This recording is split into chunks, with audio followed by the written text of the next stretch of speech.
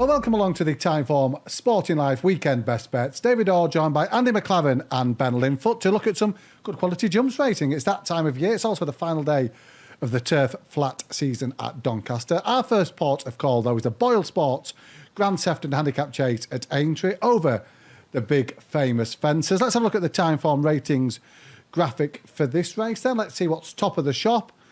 And as you can see on screen, it's Ferrero Banbao, which I'm quite sure is not how you pronounce it. £4 clear of his nearest rival. Scoop, does he deserve to be £4 clear on your private handicap service? Well, I can see why he's £4 clear, Dave. I've got plenty of history with this horse. I think I backed him at least 4 times last season. It could have been more. It feels like more. But the reason he's £4 well clear is because he's well handicapped. I mean, he was second to Shake 'em Up Harry at Cheltenham on New Year's Day, effectively off a mark of 140. He was out of the weights that day, and he's here off a mark of 130. So he's clearly well handicapped on his best form. He's got form around the Aintree fences, which we shall see in a second. And, Venetia Williams, start of the season, you think she's just about to get going. This is the type of horse that she wins big races with, isn't it? So, yeah, he's got plenty of things in his favour, but there is a but. He's a very hard horse to win with, and he's on a long losing streak. You touched upon the Aintree video. We have got the replay of him in action here. What do you make of this performance, Scoop? He's in the white face, second from the left. Yeah, it was a good performance. He jumps the fences really well, and one of this horse's main assets is his good jumping. I worry about him from the last to the line. I think he's a difficult horse to win with, and he's got to produce right at the right time, really, and that's difficult to do at Aintree. I think he could get a bit lonely from the last to the line. But this day, he was running off 133, so he's £3 lower on Saturday, so immediately you think, well, he's got a hell of a chance from these weights this weekend. Again, he's found himself towards the top of the market, and for a horse that is so hard to win with, I'll be looking elsewhere this time. Andy, we're going to talk about a horse which got 4 different names as we've attempted to pronounce it. I'm going to go Gaborio. You went with Gabo Riot. We'll go with Gaborio to start with. Horse here running at Cheltenham. Talk us through this one. Yeah, Gaborio, we will go with that, Dave. I'll follow you in on that. Trained by Oliver Greenall and Josh Guerrero, who of course won this race last year. This is in winning at Cheltenham, and you can see how slowly they're all finishing here. It's a slow motion finish. It's over 4 miles on heavy ground, and you can look how slow they're going there. You'll see when they cross the line, it's a brilliant celebration from the jockey. He really enjoys himself here. But that's my concern with this horse. He's a strong traveller. He jumps well. He took to these fences. He seemed to be taking them quite well in the Fox Hunters last year before he came down at the Canal Turn. My concern with him, though, is the ground on Saturday. Like I said, that was 4 miles, a heavy ground bog at Cheltenham. This is 2 mile, 5 furlongs on good ground. So I just worry if this is going to be enough of a stamina test for him on Saturday. Yeah, we'd love some rain around the country, preferably before next weekend at Cheltenham. Ben, King Turgeon, you want to talk about him? Tell us why.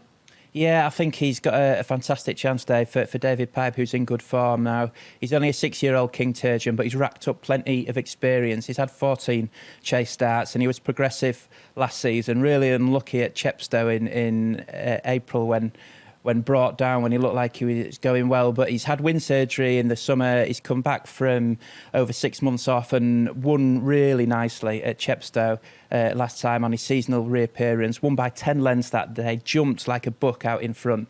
That was over 3 miles, 2 furlongs. So it's a bit of a drastic drop-in trip here, but you can absolutely see why David Pipes targeted this sort of race with him, given the way he liked to jump from the front last time out in Wales. And you do think this test is going to suit. He's right at the bottom of the weights. He's actually £2 well in, despite being £2 out of the weights because of the penalty structure and what his future handicap mark is going to be. But I can see him going really well from the front end. So, yeah, King Turgeon's got a cracking chance. Mentioned the front end there. Let's have a look at the Timeform pace map for the Grand Sefton. Andy, looking at that, there's a few are going to want to get on with it. There's going to be plenty not looking to sit handy.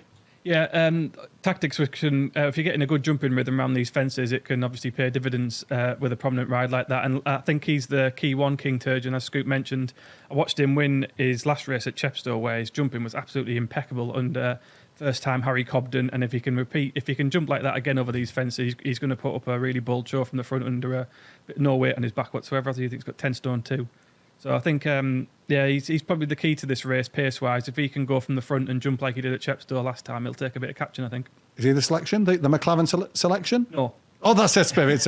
Go on, where's your dart land? I'm between two at the moment. I haven't actually decided which one I'm going to go for, but I think Late Night Pass has got an outstanding chance. If you look at the way, if you go back and watch the Grand National, look at the way he jumped and travelled through that race.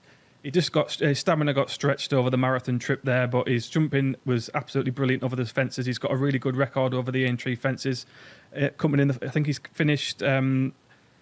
He's got a really good record in the Fox Hunters over these fences as well. And the way he jumped and travelled in the Grand National just suggests to me that this drop back in trip on some nicer ground is going to really suit him. But I think I'm leaning towards Frero Bamboo Scoop. I'm similar to you. He's a horse. He's a horse I've backed a lot, and he's let me down a lot. But I just. If you go back and watch this race last year, like you say, he's £3 lower in the weights now. He was the last horse off the bridle in that race. And I know that can be a bit of a trait of his, but that was in testing conditions, wasn't it? And I'm just hopeful. £3 lower in the weights, a year older, a year stronger, hopefully, and better ground will just help him see out the race a bit better. Yeah, it'd annoy me if Frero Bamboo won, having backed him every week last season. Since you're a King Turgeon man in this I am a King Turgeon man. I just want to have a quick word about Harper's Brook, because he's a bigger thinker about the game than you, Dave. He's obviously got a time form squiggle, and he's moved he's moved yards to Dan Skelton. So his first time out, Dan Skelton, can he work wonders with this horse? And he's all the talent in the world, but he pulls himself up in front, and I'm fascinated to see how he gets on after the last on a long running like Aintree. What was say, Scoop? You just mentioned the Aintree running as a concern for Frero Bamboo, and then you mentioned this horse. I couldn't back him. I couldn't back him with anyone's money, but I'm fascinated to see if Dan Skelton can unlock the key to him, because if he can, he's an absolute genius. No, I'm very much with King Turgeon for David Pipe. I think he goes really well from the front end, and I think he's well handicapped. Let's move over to Wincanton now. The 63rd Badger Beer. It sounds like you have expenses from Del Mar last week, but it's actually the feature eight. We've got the time form ratings up on the screen. The changing man, £3 clear, Scoop. Do you think he's the one to beat? I think he might be the one to beat. You certainly look at that form from last season when he split Stay Away Faye and Grey Dawn in, and you think he might be well handicapped coming in here. And Joe Tizard, who's made a wonderful start to the season, he's making all the right noises about this horse. He's 0 from 5 over fences, and he's 3-1 favourite, which the combination of those two factors is just putting me off a little bit, but I absolutely respect his chance. I think he could be the one to sort of blow the race apart. He could be the one that's on a handicap mark that they just can't cope with. We've got a video replay of him in action. If you can talk us through this Scoop in action at Exeter here. Yeah, so Stay Away Faye on the left. Obviously went and won a Grade 2 after this. Grey Dawn in on the right. The Grey went and won the Turners at the Cheltenham Festival, and the changing man splits them right down the middle. This was probably his best run last season, and that is another thing to consider. Maybe first time out is the time to catch him, but it has to be said he didn't really go on from this last season, which is another thing to consider. But on this form alone, you can absolutely see why he's 3-1 favourite for the Badger Beers. Andy, we've just seen the finish. Let's talk about another horse in Lord Accord. We've got video footage of him too. What do you make of Lord Accord, and what do you make of his chances on Saturday?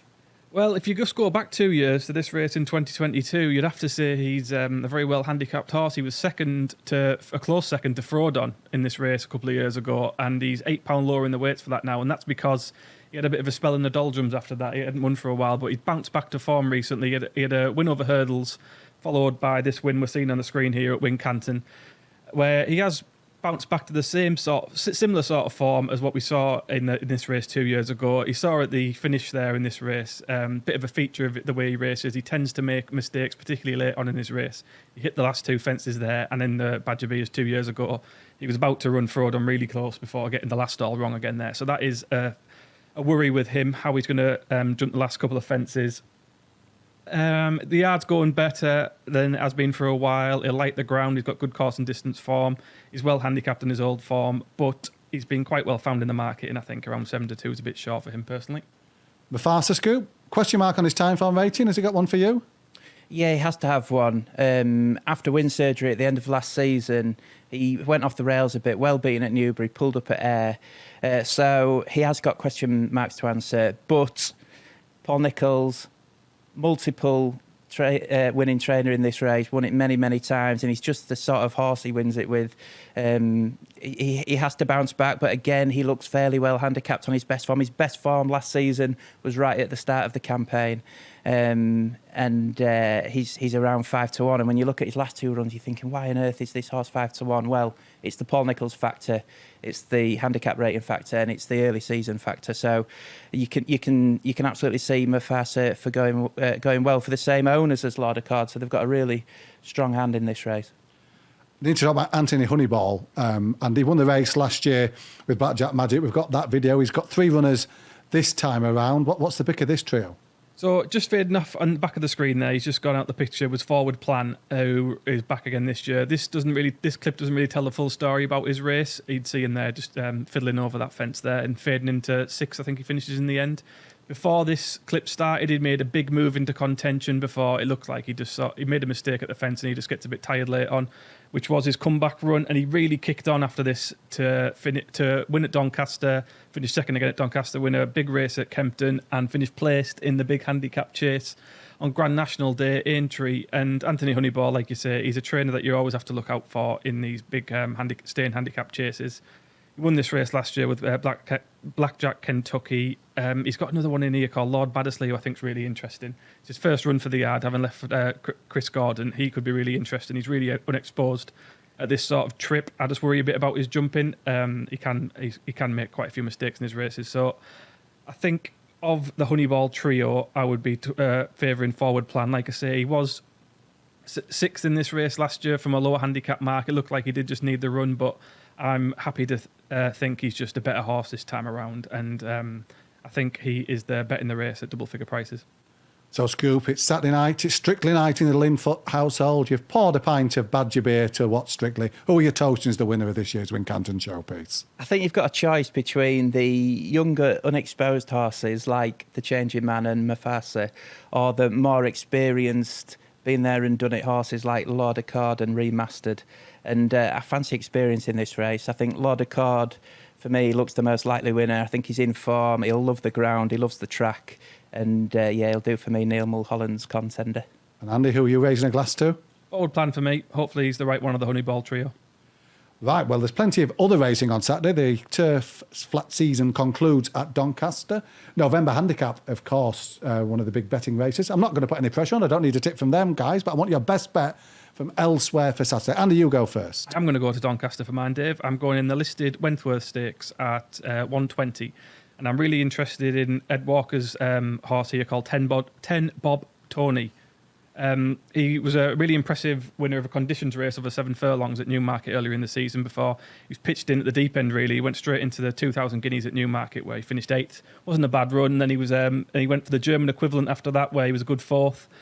He had a bit of time off, he had a bit of a break following that, and he came back with a really good second at Longchamp in a Group 3 where I thought he was unlucky not to win. He got pinned in against the rail there while the winner got first run on him, and that winner was Top Gear, who came out and was a really impressive winner back at Newmarket since then. 10 Bob Tony ran in that race, and it was just a bit of a below-par performance. I wouldn't have put a line through that, but I've thought for a while that this is a horse the key to him could be dropping back to sprint trips on soft ground, and this is what he gets on Saturday. He's dropping back to 6 furlongs, get testing ground, so around 9-1, I'm willing to pay to find out that this is what he wants.